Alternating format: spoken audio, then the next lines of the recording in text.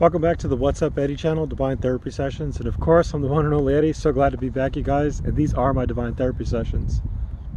Alright guys, yeah, so today's just going to be a relaxed video. I just want to talk about my journey and, you know, some of the terminology that I use in the previous videos. I realized that, you know, I'm saying it in a way that a spiritual person would say it, and I guess a person who's not or thinks that they're not going to understand what I'm talking about. And at the end of the day, my purpose is to teach, right? And if I'm not using the language that other people understand, then what's the point of all this, right? And I think that's what's the problem with us people who teach in the spiritual community, is that we all have our lingo, right? The way that we say things. It's kind of like the military. When you meet a military guy, then they start talking, you have no clue what they're talking about, right? So the same thing happens with the spiritual community. And I realized to myself is like, these videos are amazing, right? But like, if it's going over someone's head, what's the point of it? And I want to reach everybody, and the best way to do this is to tell your story. And you got to be honest, you got to be brutally honest. And I think that's how you connect with your community. If you take that information, you can go really far. For all the leaders out there who need that information, that's helpful, man. But yeah, so you guys, you know, I live two different lifestyles. The lifestyle that I lived before was way different than I live it now. So in the last 14 months is, I would call my awakened state, or where God woke me up. And the way that this happens is, I say spiritual journey, but in layman's terms, all I'm saying is that, like, I lived a normal life right before, where I just saw things how I was taught before, and I lived the way that way. And then when I woke up, I realized that the way that I was living was like super tunnel visioned. It was like as if someone was telling me what to do, and I did every command that they had told me to do. And now that I've woken up, I see the world for what it is. And I realized to myself, oh my God, like, I lived 33 years like asleep. My eyes were like, a veil was over my eyes. I did not see. And I just want to yell to the world, like, hey, there's another way to live. But it's really hard to connect with everybody, because you have to learn how to speak in your language as well as mine. It's like speaking a whole different language. And I always say this, it's this light language. And what I mean by that is, and look, everyone's on a different journey. So some people aren't going to wake up, and this isn't going to make any sense to them right now. But when you do, and you do find this video, know that you're here for a reason. You're resonating with it, right? When you resonate with something, it just means that you're attracted to it, right? So yeah, that's what I want to do, is explain what I'm saying. So like, you guys go into previous videos, you know the lingo, right? Otherwise, we're just wasting our time, right? And I don't want to waste my time. I got a mission on earth, and that mission is to teach you guys how I woke up and how I lived before. So let's dive right into how I was living before, you guys. Oh man, the journey, it was it's been nuts. It wasn't all bad. Some of it was good. But it was more of the lifestyle that I lived, but I didn't know any better. And a lot of people out there don't know any better. And it's what we're taught. It's what we're taught through, you know, our television, our entertainment. It's what we're taught through our peers. We're taught in high school. And all the information at the end of the day, you realize, is BS. None of it's real. It's all just jumbled up caca, you know what I mean? But all right, so yeah, you guys, I started out life in my childhood. It was a terrible childhood. You know, there was abuse, abandonment, neglect.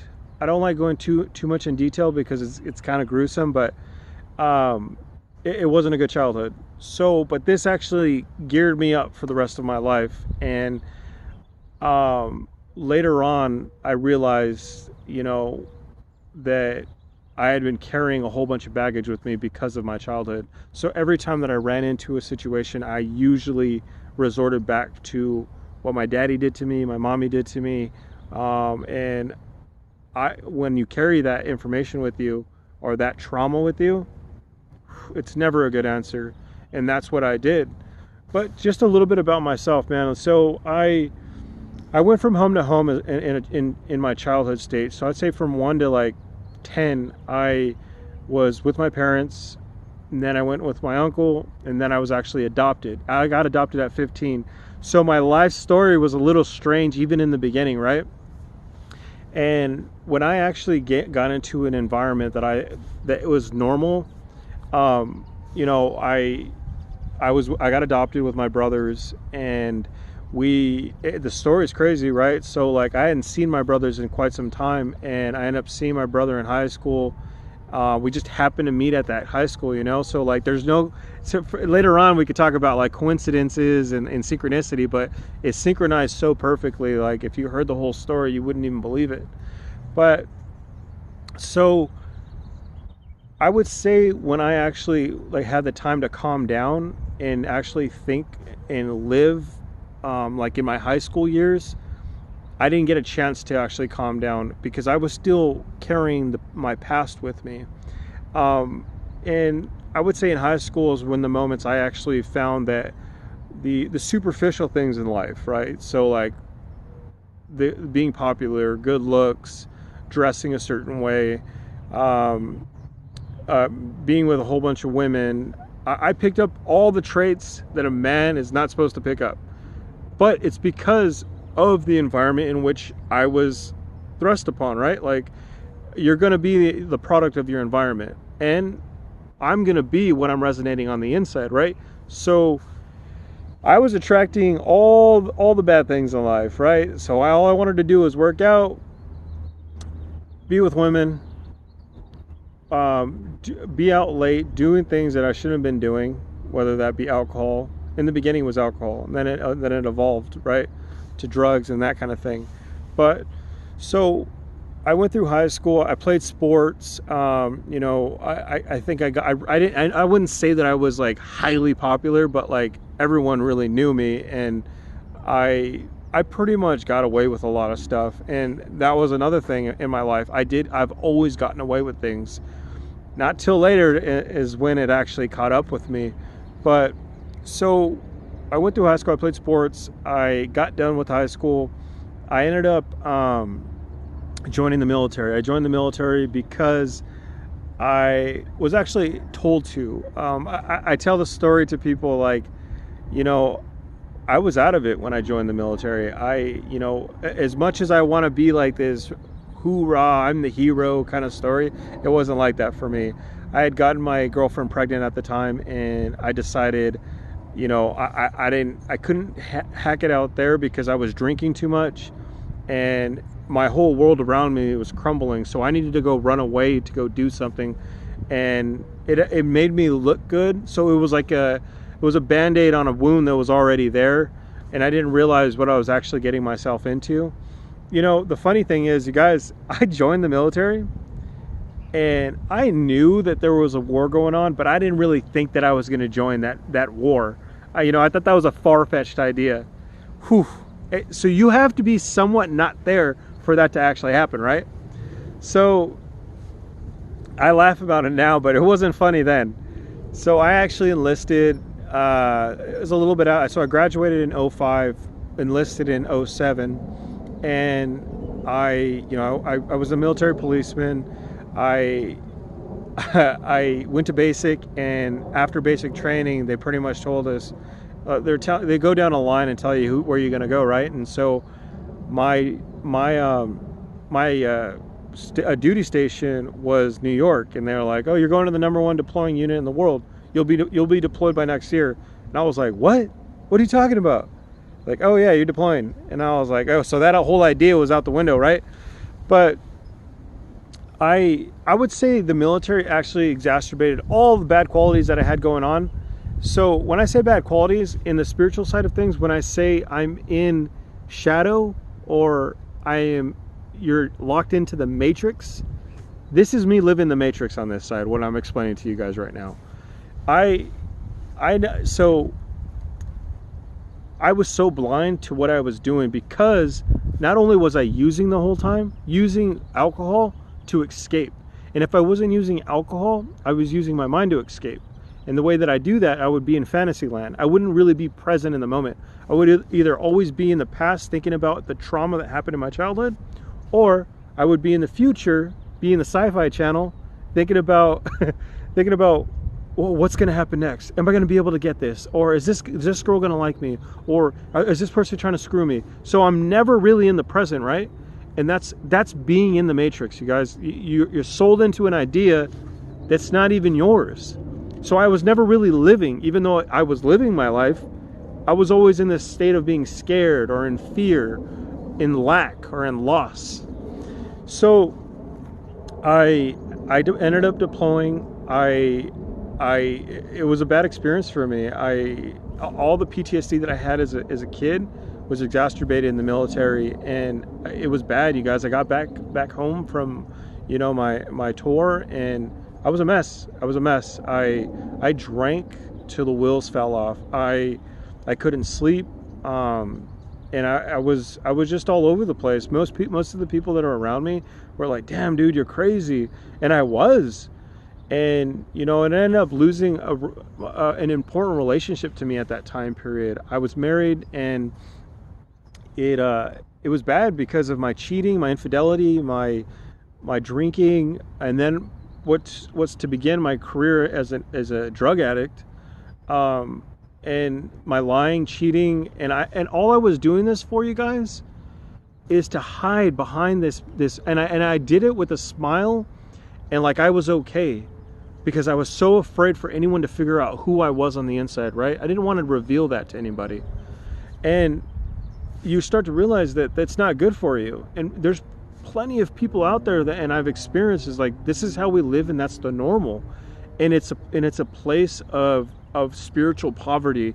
It's dangerous, and you guys, where it led me, it was a harsh road. And this is where my story gets a little it gets a little wild. When I got back home from New York, I still walked around with a smile, right? Like everything was okay, even though I was going through a divorce at that time period, even though I was losing things left and right, material. For me, it showed material abundance, relationships started to diminish. And when I actually ended up alone, living by myself, that's when the world, my world, started to turn. When I couldn't be around my kids anymore, and I would go from relationship to relationship, sucking people dry. I was a leech, and it ended up to the point where I was, using alcohol and drugs every day, and I was so fully blown in the streets. Like it was, you guys, it was bad. I was walking the streets, homeless, and mind you, from that time period of getting out to, and that's like, I want to say 26, 27, all the way up to 33.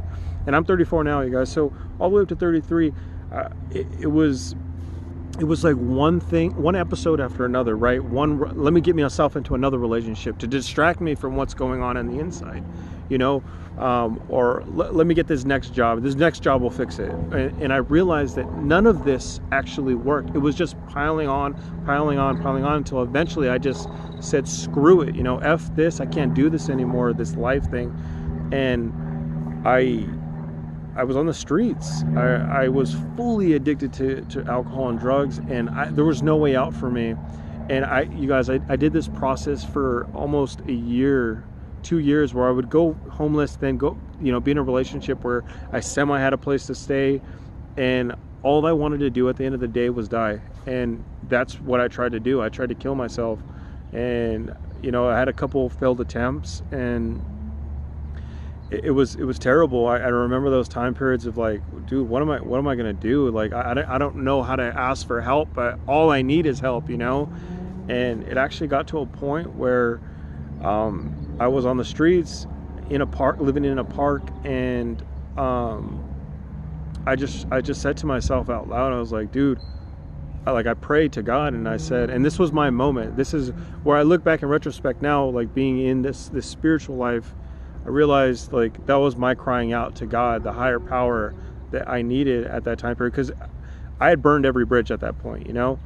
And this is where it changed for me. It wasn't pretty. It was not pretty for me. And not everyone's journey is like this. But I say my story to tell you guys this is, it's no matter where you're at on the journey, and I always teach people this as well. If you hear my story and you don't resonate with all of it, and then you just turn off, know that you were here for a reason, right? Like, just because someone isn't the same color as you, or they don't speak the same way as you, doesn't mean that you shouldn't listen to the message, because sometimes the message means everything. And so I'm on the streets, right? I call out for God, and the way that God answered me, I pretty much said this, and this is what changed the journey for me. And it's only a sentence, you guys, that could change everything. And this is what I preach to people.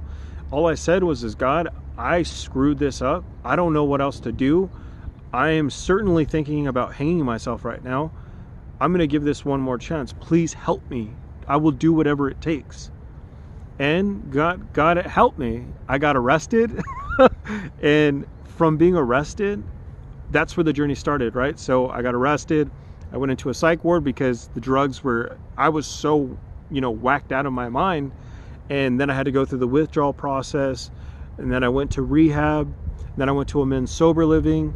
But that was a long period, right? So from the process of stopping the drink, which was 14 months ago, that's when I woke up.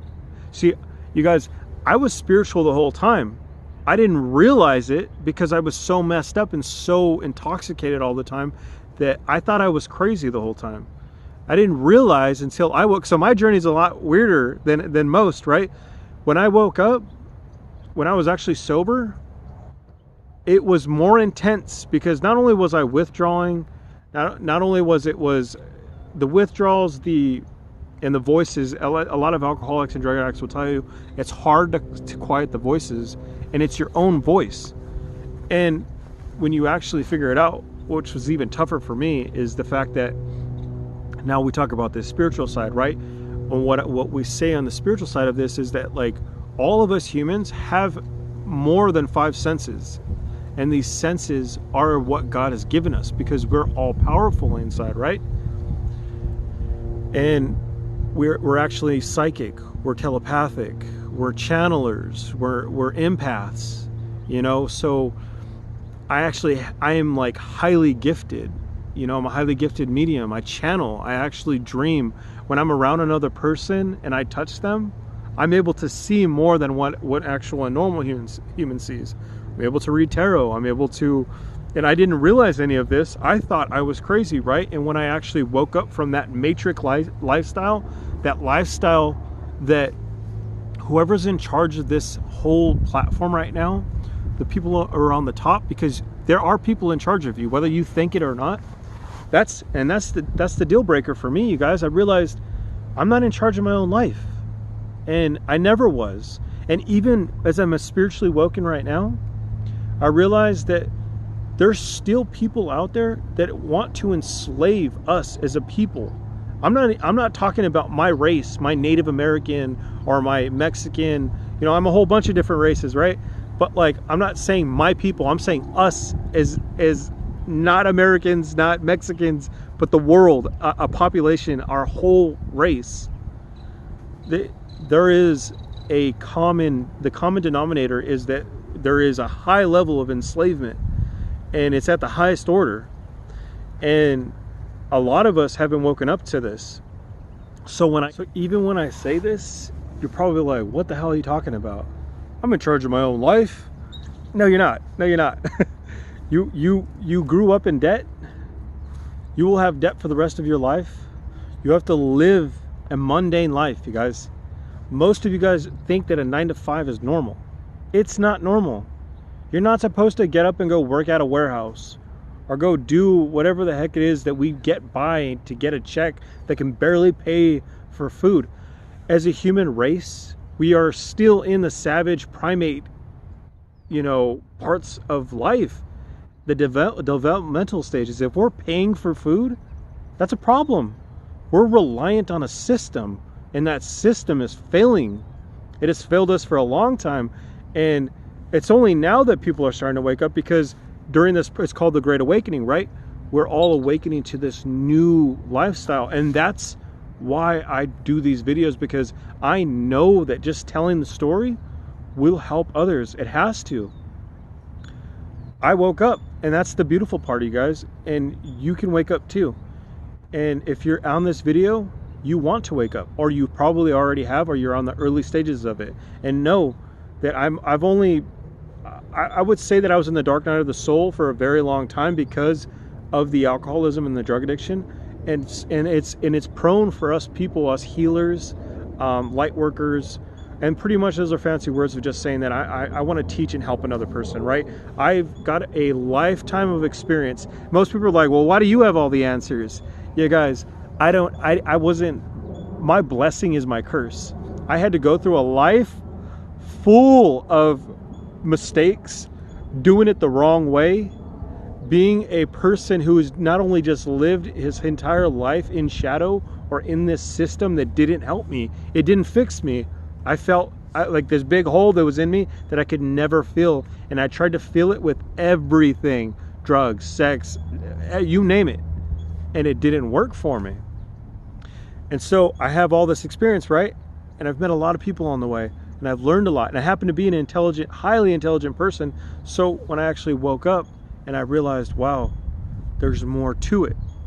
And that's what I say to you guys, that's the gift. And the gift is that you are more than what you've been told. You have more going on than what has been told. That there is magic. Magic exists in every single one of us. Everyone, I don't care where you're at, where you're from, what you're doing. You are important. Don't allow anyone to think anything different. And know that, because if anyone else is telling you that, they aren't awake and they are at a certain part of their journey still. It's because the problem is that we go from a system which teaches us how to be enslaved into the matrix. My mom and dad got taught a certain way because they're mom and dad, right? And it keeps being passed down and passed down and passed down. And hopefully, and it probably is you because you're on this video right now, is you're awake. And if you're awake, that means you're going to do the work that these ancestors needed you to do a long time ago. And you're special, very special. And every person on planet Earth has a purpose on Earth. And that's the magical essence of life right there, you guys. When you realize that there is something more in charge in this whole platform, in this platform called Earth, this third density, that God exists. He does exist. And that, I had always knew it in my heart, but I turned my back on God, right? We all have our experiences. God has nothing to do with religion. Religion is man-made. God, when you wake up and you have a spiritual experience, a spiritual awakening, something special starts to happen. You get to realize that God is in you. You're not God, right? But you have God's qualities. You are in his image. I'm not saying that the religion didn't get it all wrong. They didn't get it all wrong, and that they do have some good qualities, right? I get most of my philosophy from many different religions. But I also realize that there's a part in these books that don't explain to us the higher realms, the angels. Why am I the way that I am? You know, we're obviously the reason we are these ways for a reason, right? There's more to it. And when you awaken, and God chooses each and every one of us to wake at a certain time period, your plan is divinely, the plan that you're living, that journey, that spiritual journey that I talk about, it is what I just talked about in my whole journey. And the beautiful part is I get to teach you guys about it, right? But the process in doing it is very difficult. I had to relearn how to live my life, because 33 years of living it a certain way, it takes so much work. And in the last 15 months, I've changed my life entirely. But it's not just because of the abundance that I've acquired. It is the actual lessons that I've learned that I've actually changed. The inside, that hole keeps getting smaller and smaller. I'm able to, because you guys, at some point in my life, I was not able to look you in the eye. I couldn't tell you the honest truth.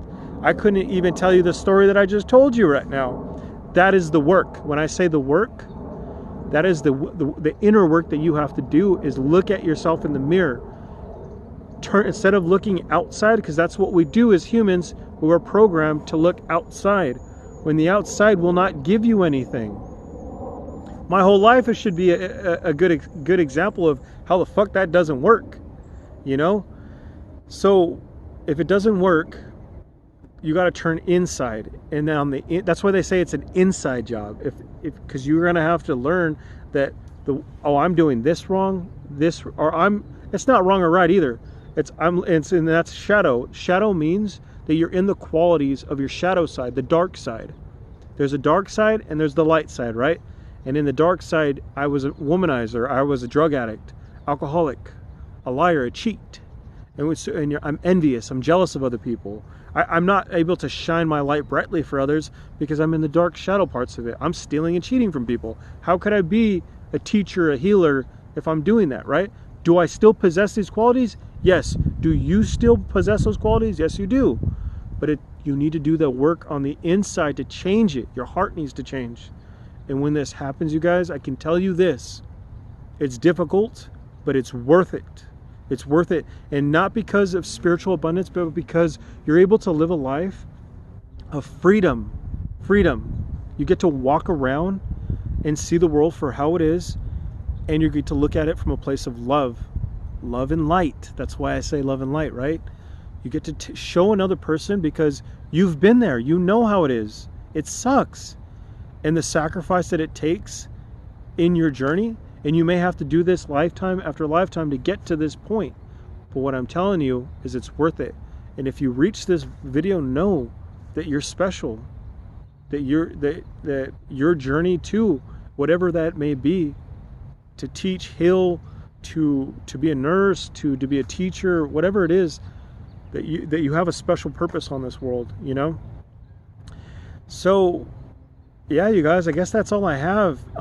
It's a crazy story, I know. And, you know, I just want to tell you guys I love you. And, you know, there's so much that we don't realize that's going on. That, and I don't talk about this enough. And I think that I should. I just don't want to be a part of the I wouldn't say bandwagon, but a part of this bringing negativity. Because spirit, and because I'm a channeler, right? When I channel this, they don't want me to be negative. They don't want me to tell you all the crazy things that are going on in our world, right?